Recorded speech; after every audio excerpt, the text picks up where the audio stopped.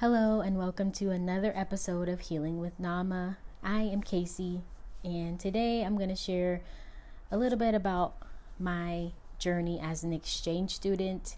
But before I start, I just want to send a big thank you to you.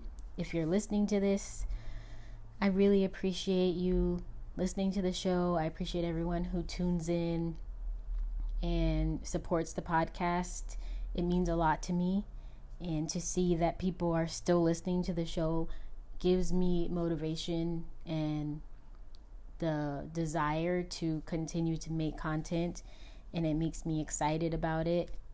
It feels really good to put a lot of energy and my time and my heart and soul into something, and to see it be successful is just really awesome. So I really appreciate everyone who listens to the show and is kind of supporting my dream, my little baby that I've created, because I don't know that I had any intentions or expectations with it when I started it, but it's going really well, and I'm just really excited and grateful. So thank you to you, dear listener, for tuning in, for sharing, rating and reviewing the podcast, and just spreading the word to other people, because that is how this grows. It's how I continue to make the content. So please keep doing that. I really appreciate it. So today's episode, I am talking about how living abroad changed my life, and even making the decision to live abroad changed my life. So for those that don't know, because I don't even know if I've shared a lot on the show about this, but in 2018, fall of 2018, I went to England for 4 months to study as an exchange student. I was still finishing up my bachelor's degree, so this was a part of my bachelor's degree, my undergrad experience. There was a global studies department at my school, and they had an exchange program, so I ended up signing up for that, and that's how I ended up in England. I was in the northern part of England, in Preston. If you've ever been to Preston, you know I kind of regretted that choice a little bit. No shade to anybody who's from Preston or lives in Preston. It was, an awesome experience. The weather was very, very depressing, and it was a very small town, so there wasn't a lot to do. So it's not somewhere that I would live for sure. And it's not somewhere that I would take anyone to visit. I would go back to visit just to see the town, like from a different perspective, see where, the places where I used to go. But yeah, Preston. So anyway, that's about a 2-hour train ride south from Scotland. That's where I was, Preston, England. I went there from September to January for a fall semester, and it was a life-changing experience. So to rewind, I was doing my undergrad. I was working. Things were going okay. This is on the heels of, I guess it's like a year or so post Twin Flame, post No Contact, and still kind of like reeling and dealing with all the stuff that came with that experience. And I was still figuring stuff out. I didn't really have any clear direction, and I just, I had a lot going on mentally, just like not recovering, but regrouping from that Twin Flame experience and everything that came with it. So I was working, and so I was working full time, still doing my undergrad, completing my undergrad. One of the classes that I had was a cinema, movie class, something like that. Anyway, the person from the Global Studies Club came to talk to the class about studying abroad. They handed out flyers, told us about the program, whatever. I thought it would be cool because I'd never been overseas, but I didn't really think too much of it because I was working full time. I was helping pay rent And I just, I had a life here, so I didn't really think about that even being a possibility because I had stuff going on here and I just didn't think it would happen. So I took the flyer and I still was thinking about it. I ended up talking to my mom about it, and my mom and I lived together at the time, and just telling her, yeah, they came and they gave this flyer about the program and telling her about it, but just telling her that I didn't think I would go because, financially she needed my help paying rent and all this kind of stuff. I just didn't want to do that to her. But she was actually supportive, and she actually pushed me to do it. She wanted me to try it. She wanted me to take the opportunity and see what it was like. So her support was really a big turning point in me deciding to actually do it, because she made me feel like it's gonna be okay, I'll be fine, don't worry about it, so it kind of made it more like a real option in my mind. So I ended up deciding to do it and letting my job know that, in the fall, I'm going to be leaving for 4 months. This is what's happening, keeping them updated with all the stuff. Signed up for the program, did all the stuff that I needed to do to get over there, which was a long process of, all kinds of stuff. And picked a place to go. There were several options. I think because of my GPA, which was not that low, it shortened my options a little bit. I had a 3.0, so some places wanted you to have a 3.5, blah blah blah, but I had a 3.0, so I only had a couple of options. One was in Australia, one was in England, this place that I'd never heard of.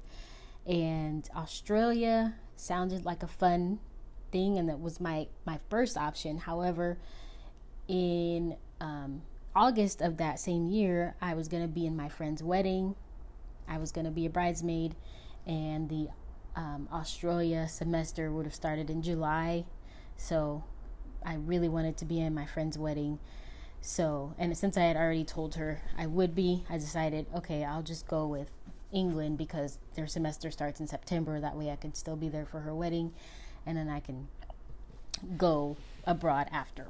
So that's the reason why I ended up not going to Australia, which in hindsight, I'm kind of like, oh, I wish I'd gone. But then when I see those videos about bugs in Australia and critters and stuff like that, I am good, because I am terrified of bugs. I'm so scared of bugs. One day I do want to visit Australia, but to live there for 4 months, I don't know if I would have made it if the bugs situation is as serious as they make it seem. If somebody from Australia, leave a comment or something and tell me if this is like as bad as it seems. I've never been there, so I don't know, but I've seen some stuff on the internet, and I'm like, thank God I did not go to live there, because I would not have made it. I do not do bugs. So, sidebar. Anyway, so I ended up picking England. The months go by. So this is when I decided to do it, was probably like January or February of 2018. So then I left in September. So all this stuff is happening in between. I'm getting ready, preparing and all this kind of stuff.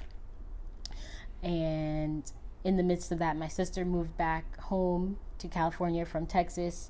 So we also moved to a different city, which was a big transition and change, as well as, having my sister and her little family back. So it was a lot of transition going on within this time, but everybody was really supportive of what I was going to do. It also made me feel comfortable because I knew my mom would have some support while I was gone, because prior to that, it was mostly just her and I, because my sister was living in a different state. So I was glad that I wouldn't be just, leaving her alone. She would have been fine, but still, it just made me feel better. So I followed through with the paperwork. I filed the paperwork. I picked the place. I did everything that I needed to do. Had to get my passport. Had to get my approved for the visa, because I had a 6-month student visa. So all the stuff that I had to do to get to that point was completed, and then I finally bought my ticket to Manchester, so that was the closest airport. And on September 13th or 14th, I flew out of LAX to England. That was super duper tough. My mom dropped me off at the airport. There were a lot of tears. There was a lot of like sadness, and it was a big deal.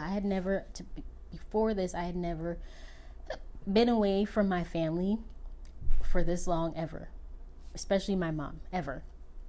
I'd never been out of the country before this. So this was a really big deal for me. And the fact that I decided to do it was a really big deal. So me actually following through and getting on the plane was hard. It was really hard for me to leave my mom and, just walk onto the plane by myself. But I did it. I had a layover. I got on the plane, had a layover in Atlanta, had to run through the Atlanta airport to get to my connecting flight to Paris because the plane was super late. So I had to run through the Atlanta, I don't remember, whatever the Atlanta airport is called, to get to my gate to get to Paris, because I had from LAX to Atlanta to Paris, from Paris to Manchester. And if you've ever been in the Atlanta airport, you know what I'm talking about, but it was a hot mess. So I ended up just barely making it to my flight for Paris. I got on there.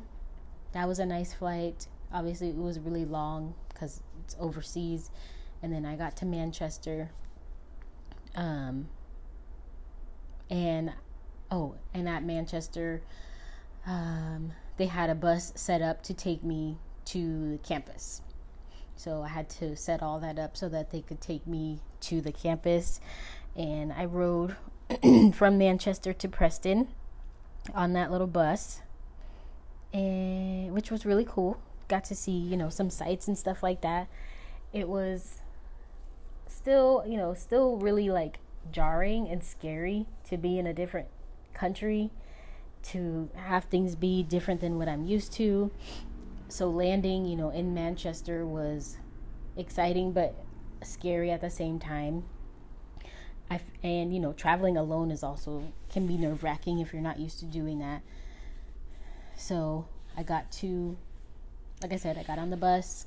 We drove to the campus. I got to my flat, which is an apartment, but in England they call it a flat. And let's see, I'm trying to remember the story because it's at this point it's like almost 5 years. Well, yeah, almost 5 years. But I got to my flat. Oh, that's what happened. Okay, so guess what? My luggage was where? In Paris. Where was I? In England. So when I got to my flat and got all, checked in and stuff, I had to figure out how to get my luggage to where I was. So when I landed in Manchester, I was waiting for my luggage on the baggage carousel, waiting. Me and a few other people never came. So I had to go up to the desk and see what the heck was going on. And a bunch of us that were on that flight from from Paris to Manchester had gotten our luggage left in Paris. So I was like, great. So I had to leave my number, I just got on the bus with what I had. And once I got to my flat, I had to, call and figure out when I could get my luggage because I had no clothes. All my clothes were in my luggage. I had no clothes. I had nothing to make me comfortable for that first couple of nights, and which made it worse. So when I got there, got settled, they showed me my room. So I had a flat where it was kind of like an apartment, but there was 4 separate rooms for all of us girls. It was me and 3 other girls. We shared a bathroom, we shared the toilet room, and we shared the kitchen. So there really wasn't any communal space in the flat that we had, and so it was really isolating. And I don't think that it really hit me what I did until I got into my own little dorm room. I closed, I went into the door closed by itself and it slammed shut, and it clicked in my head of like, wait a minute, I'm alone. I'm alone and I don't know anybody here. I don't have my stuff. I don't even know where to go to get toiletries or underwear if I needed it. I can't call anybody for help. I don't know anybody because I went alone. I know sometimes in exchange programs you can go with other people or at least somebody that's also at your school, so you'll at least know somebody. I didn't go with anyone. I went super alone. I think there was another girl from my campus at home that went, but I never met her. I never seen her. I never saw her, when I was there. So I think it finally clicked in my head of like, what did you do? What did you just do? Like, you are alone. So that's when the anxiety set in, and the panic and the crying and the homesickness, just everything just washed down on me in that moment when I was finally, the hustle and bustle of traveling and trying to get to my home base was over. And I realized that I had no idea what I was going to do. It was extremely jarring. It was so scary. I was so upset. I called my mom crying, telling her that I didn't have my luggage. I didn't know what to do. I didn't know where to go. Like, I was in complete shutdown mode. And I just wanted to lay down in the bed and cry and put the blankets over my head and just let the 4 months wash over me, because I was ready to give up at that point. I wanted to go home. I was over it. I was ready to just pack it up. I was like, forget this. I don't need to do this anymore. I want to go home. This is too much. So my mom convinced me it's okay. You know what you're doing. You're fine.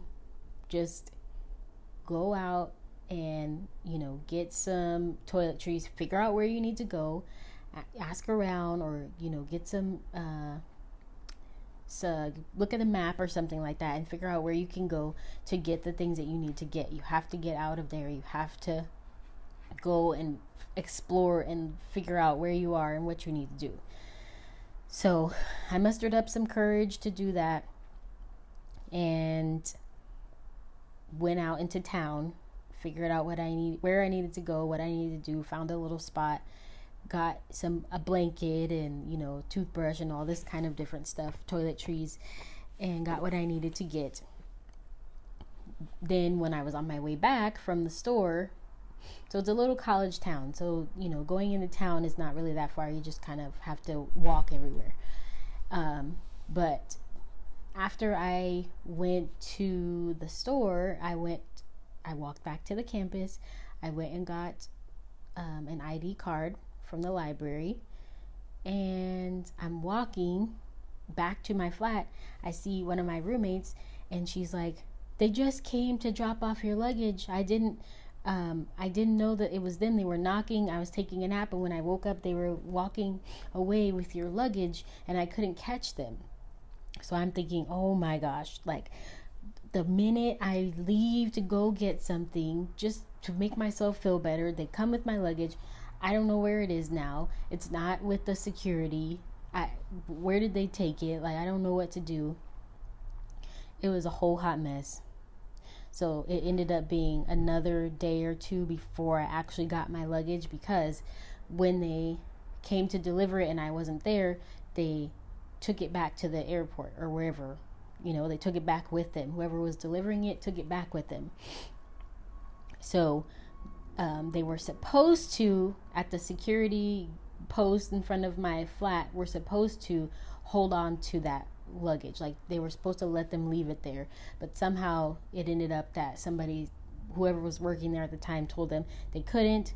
So they took my luggage and they left. So I had to call around a bunch of times to figure out where it was and when I could get it back. And it was a whole hot mess. So that happened. I finally got my luggage a couple days later, thankfully, and I felt a lot better. Just having my stuff with me made me feel a little bit more comfortable and a little bit less out of place.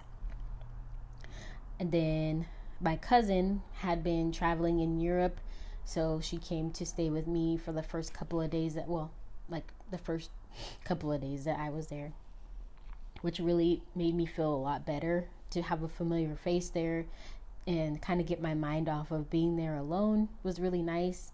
She showed me we went to London, and she showed me how to use the tube, which is the underground like subway thing in London, and how to read like the signs on the street signs, because they're on the side of the buildings. They're not, on the, how we in the United States we have them on the poles by like the stop signs. We have the street signs.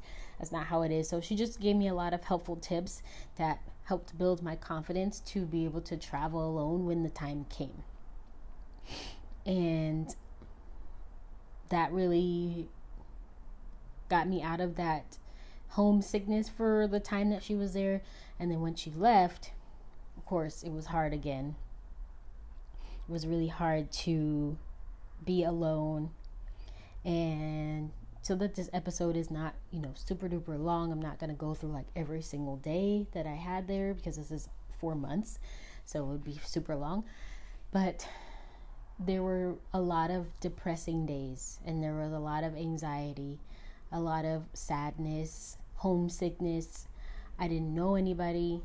I made a couple of friends while I was there, but it wasn't the same as like having someone there who knows you and you can lean on and you can trust to help you get through this process. You're still alone. You still don't really know anybody.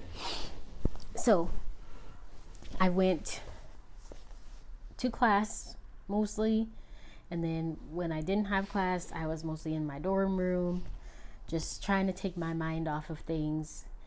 I was really depressed the whole time I was there, really. There were not sad, hold on, what am I trying to say? There were good moments. It wasn't all bad. That's what I'm trying to say. It wasn't a terrible experience, and I'm really grateful for it. But I have to say, looking back on it, I think I was probably depressed for most of the days that I was gone. Just because I was so lonely, and I felt so lost, and I didn't feel supported where I was. Not from my family, but what could they do from,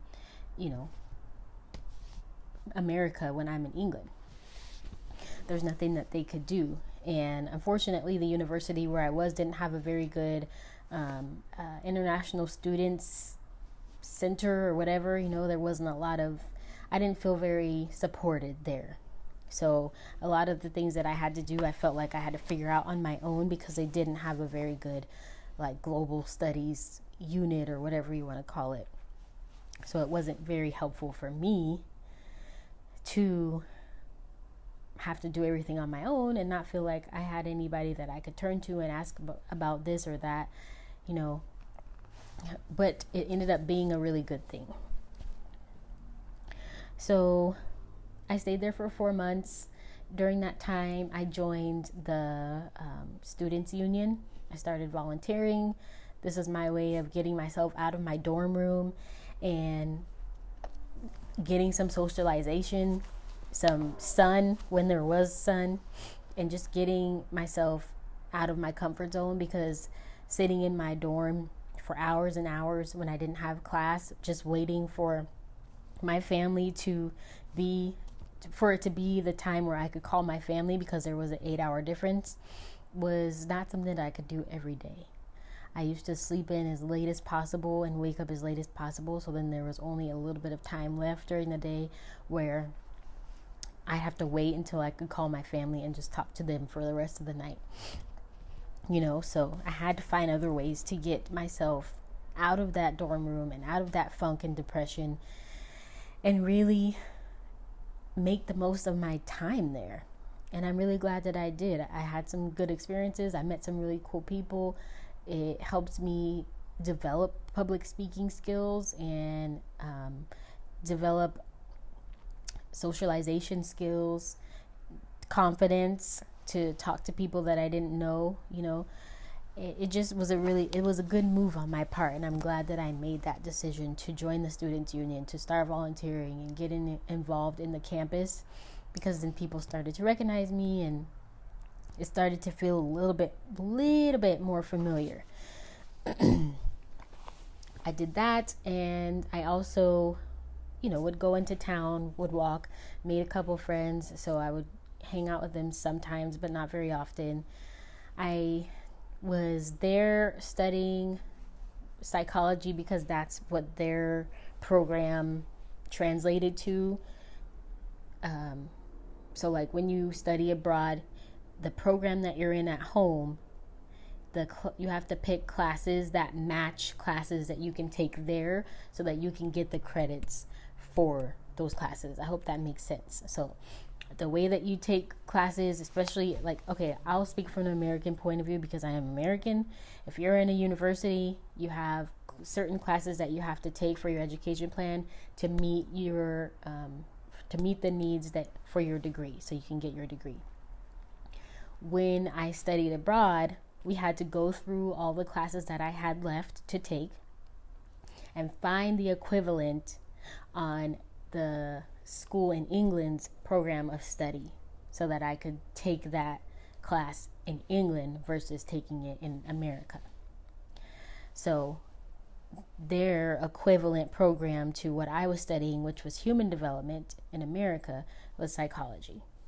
So I had to take those types of classes, and then I had to take I forget what it was, but it was some type of, was it neuroscience, I don't remember what it was, but some type of scientifical study of the brain class, a psychology class, and then a counseling class. Counseling class ended up being my favorite because I love counseling and therapy and stuff like that. So that one ended up being my favorite, and I really liked the professors, and that was a really good experience. The other classes, not so much. And I may or may not have skipped class a couple of times just because it was so like boring and just, it was hard. So I did the best I could do. I passed all my classes, and that's all that matters. While I was living in England, I did a lot of solo travel, and again, this built my confidence because it taught me that I'm resilient, I'm strong, I am capable of figuring things out. I am capable of taking care of myself and keeping myself safe and getting myself back home, navigating. So it was a huge confidence boost that I think that I needed. I'll say I needed that confidence boost to let me know that I am capable, very, very capable of taking care of myself if I have to. Because up until that point, I had been very sheltered in life, very coddled. My mom was that kind of mom that kind of wants to tell you how to do things all the time because she feels like she's helping you, but really it's like, let me figure it out. So me being on my own was really really nice, and it helped me develop that confidence in myself to say, hey, I don't really need anybody to tell me how to do something or where to do blah blah blah. I can figure it out on my own, and it felt really good. So I did a lot of solo travel. And this is not me advocating for traveling solo because it's not always the safest. So use your own judgment about if you want to travel by yourself or not. That's totally up to you. That's something you have to plan. For me, I felt like it was something that I could handle, and I felt comfortable with doing it. I was always, cautious. I didn't talk to strangers. I stayed on, the populated streets and stayed in areas where there were a lot of people and tourist attractions and stuff like that. I always had my phone on me so that I could, call my family if I needed to. So I tried to do it in the safest way possible.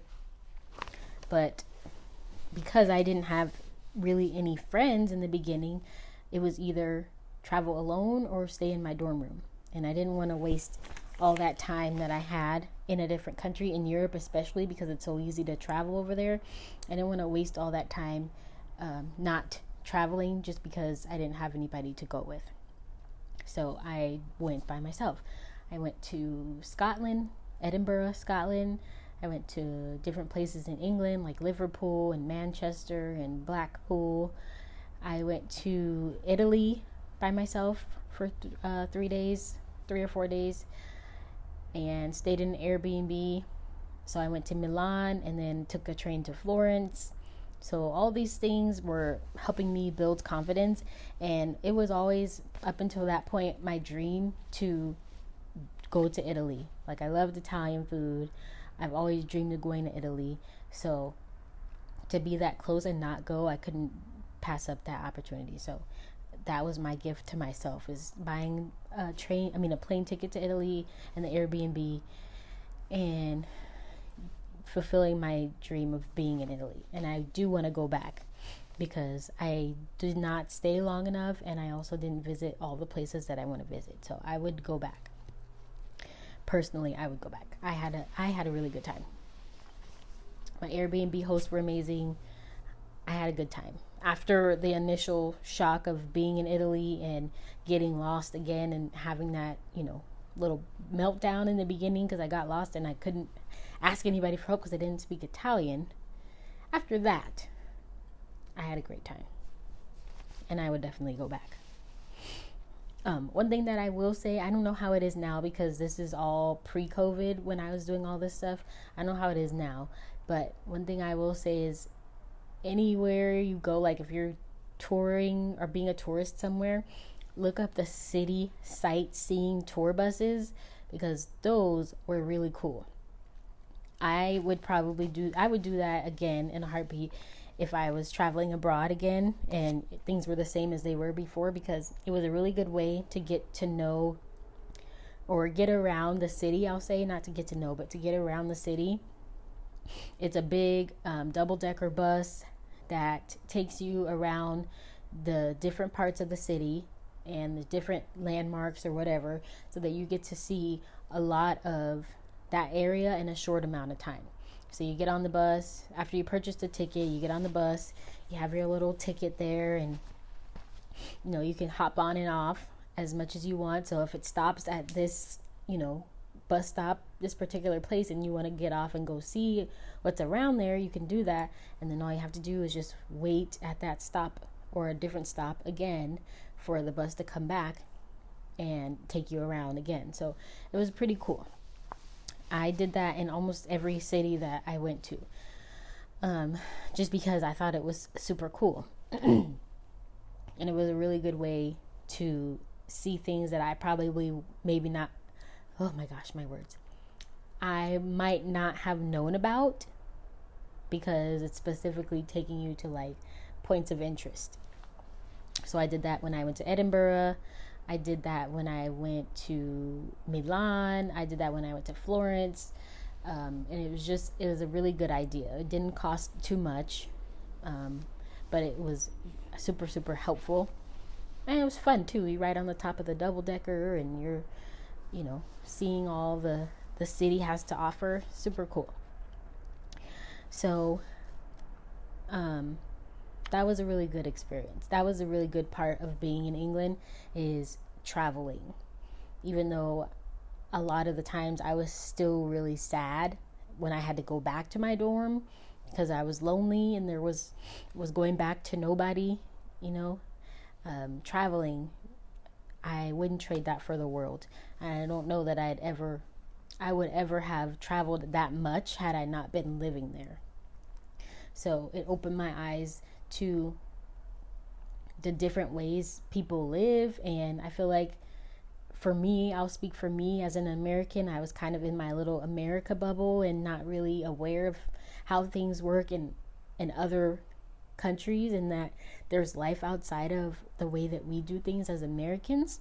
So it was really eye-opening to go to Europe and see these things that I wouldn't have thought about.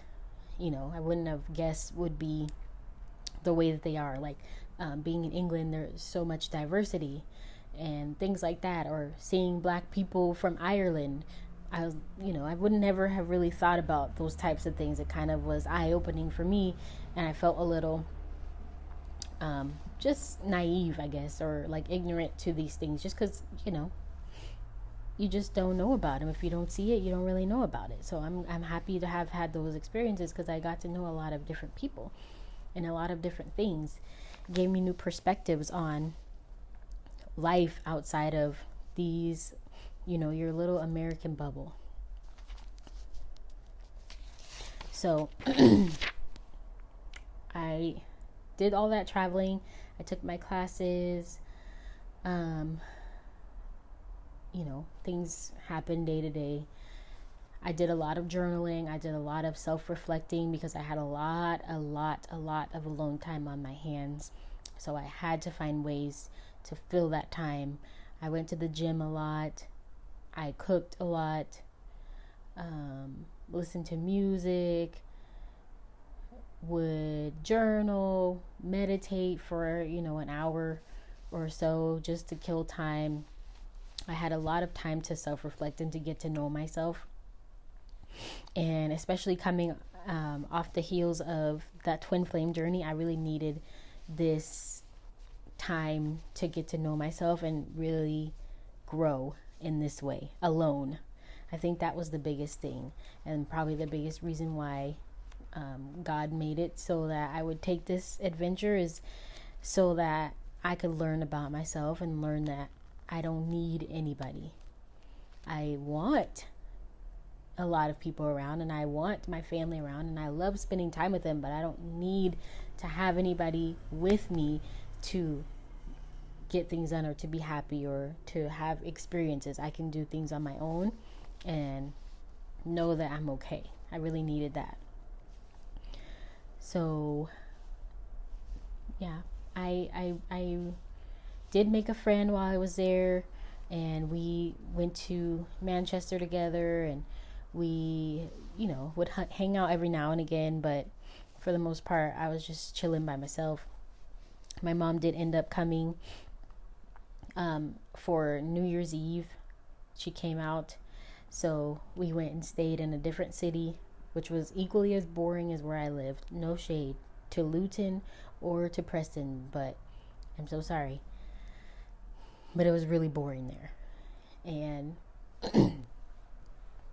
it was a good time for us to just kind of bond together too, and for her to see me in my element, and knowing how to, when we went to London for the fireworks, me knowing how to navigate the tube and having that confidence to know, like, even if we took the wrong train, I could figure out how to get us where we needed to go.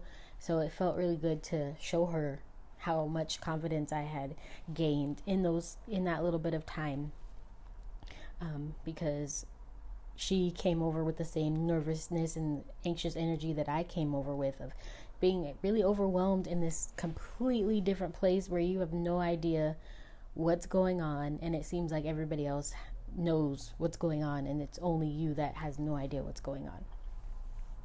So it was a good learning experience for her too. I think we spent that time together. She was there for about 2 weeks, I think, and then we went to London. We went to Amsterdam. That was super cool. We did a city sightseeing tour bus in Amsterdam also. Had a lot of fun experiences exploring. Amsterdam is another place that I definitely would go visit again because I had an amazing time.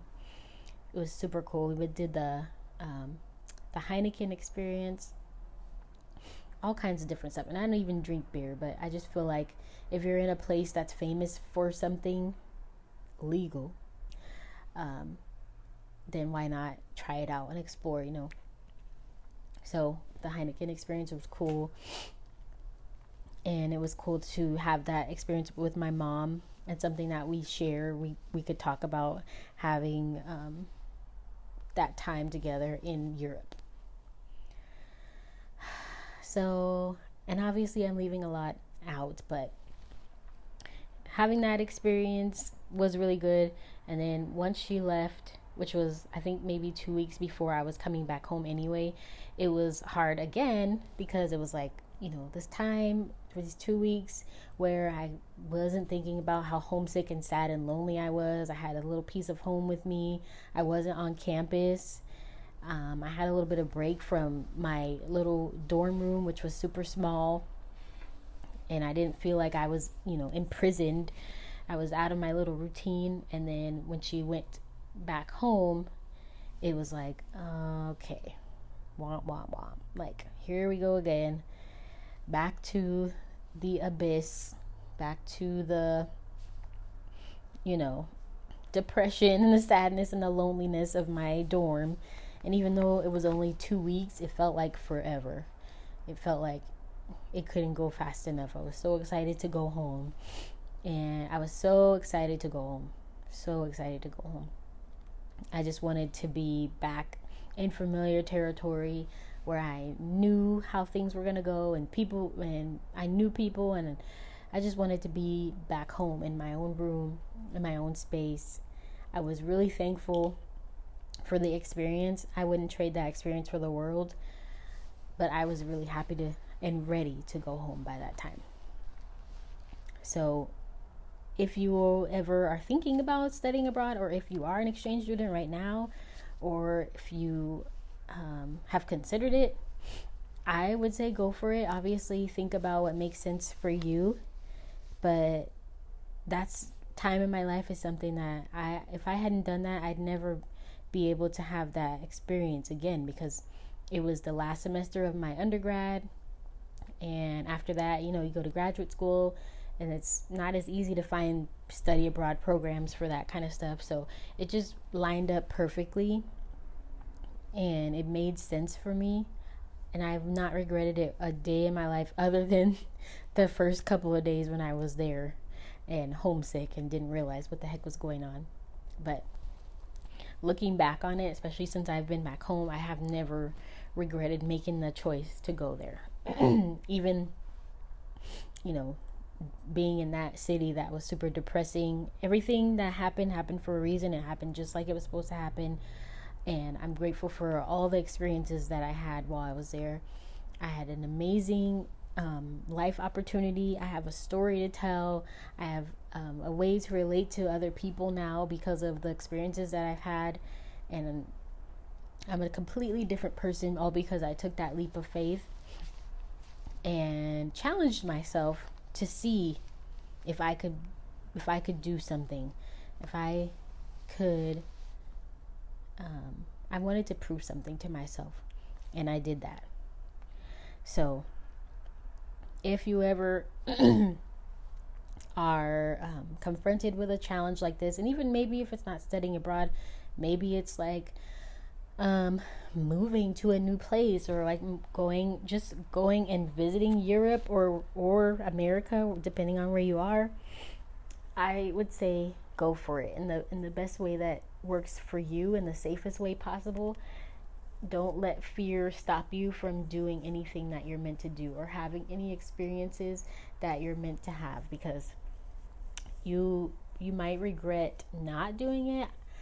And I don't think you'll regret doing it, but that depends on the circumstance. But the amount of opportunities there are for growth and learning is unmatched, and you can't really get that by staying in your comfort zone. You have to push yourself out of your comfort zone. So definitely, obviously, things are different now because of COVID, so it has to make sense. But if the opportunity presents itself, I would definitely say it's worth the try, and do it in a way that is safe for you, obviously, that makes sense, and that works for you. And see what you can see, like see who you are. Challenge yourself to be alone and do things by yourself. This is just in general too, not even just traveling, but doing things by yourself is really important for building your self-trust and your confidence, I think. So a few things that I learned through this experience are how to be alone, obviously, how to trust and rely on myself, because there was no one else to rely on when I was traveling. I had to trust myself. I had to rely on myself. I learned that I am courageous. Like, I do have courage. I learned not to sit in sadness and depression and anxiety and just let that take over when I get overwhelmed, but to sit with it for a minute and then push myself out of it, push myself out of my comfort zone, and move forward in the best way possible. I learned to take calculated risks, and I learned that that's a very important part of life, is to take calculated risks. So thinking things through, thinking about what bad things could happen or might happen, and weighing out whether or not it's worth it to take that risk. Because there's always, there's always the chance that something undesired or bad will happen, but it doesn't always mean that that's actually going to happen. A lot of the times, not a lot of the times, but sometimes we can make up stuff in our heads, and anxiety gets in the mix, and anxiety is lying to us about what's really going to happen, and we blow things out of proportion or overthink, and we stop ourselves from doing things that could be really good for us. So obviously use your discernment,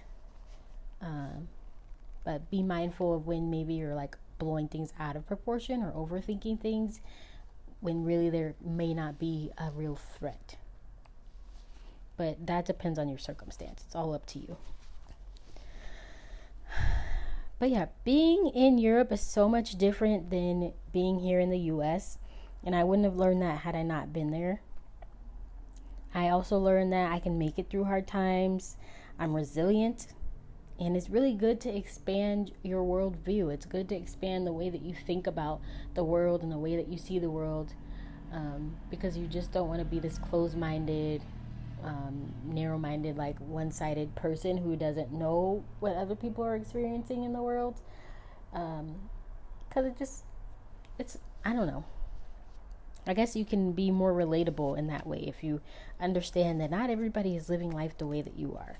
And that doesn't mean that, people are living shabby or bad. It just means like things are different, and it's okay for things to be different, and to respect people's differences, so that when you do meet people who come from different backgrounds, it's not so like, I don't know.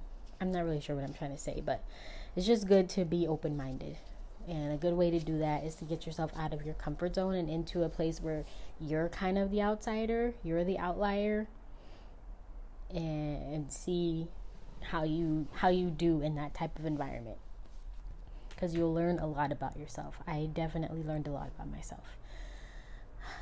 It's funny because when I was over there, people would be like, I like your accent. And here, here's my, never been out of the country. So I was like, I don't have an accent. You have an accent. That's not true.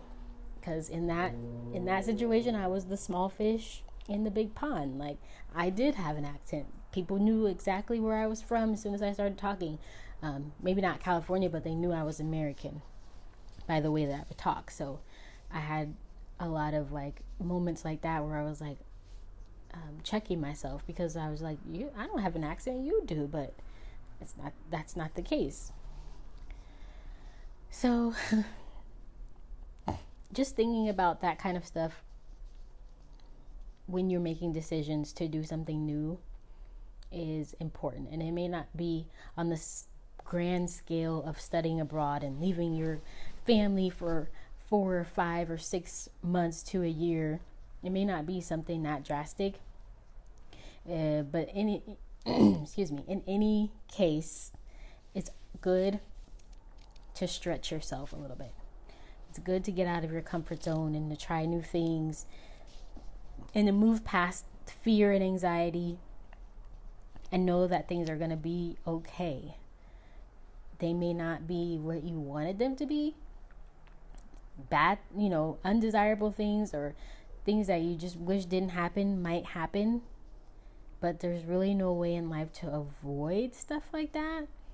You can't really hide from change or unwanted things. So it's better, in my opinion, to learn how to roll with the punches and get in there and learn how to flow with life's changes versus always trying to go against the grain and push against change and everything else, because it's only going to make you suffer more, because things are going to change whether you want them to or not. So that's my little story about how living abroad changed my life. It changed my perception of life, my perception of myself, my family, and I think mostly it just helped me learn who I was and really get me solidified in all the things I had been doing up until that point, from meeting my twin flame, going through that spiritual journey, all the healing and everything that I had been doing, was like the test. Going to England was the test that I had been studying, preparing for all that time. And I passed the test. So make sure that you're challenging yourself and you're not letting fear stop you from doing things that you want or need to do. And that's me also talking to me, because even though I had that experience, I still get anxious about new things and have anxiety. Change is not my friend sometimes, and I don't always know how to make friends with change, but I'm hoping that one day it won't be as scary for me. And I always remind myself, when it's too challenging, remember, Casey, you lived in England for 4 months by yourself. You went to Italy alone. You can do hard things. You're capable of this. It's fine. So I hope that if you're facing a challenge in your life, that you'll face it head on. You'll do the best that you can do, and you won't run away from it. That doesn't mean that you're not going to come out of the thing. You're not going to come out of the situation without bumps and bruises, perhaps. Maybe not, hopefully not literally, but you're not going to come out of the situation unscathed. But you will learn about yourself, and you will grow, and you'll be really happy that you challenged yourself and did something different. That's my encouraging words. And thank you for listening to my story. It was nice to go down memory lane and remember my experience and my big life change. So, see you in the next episode.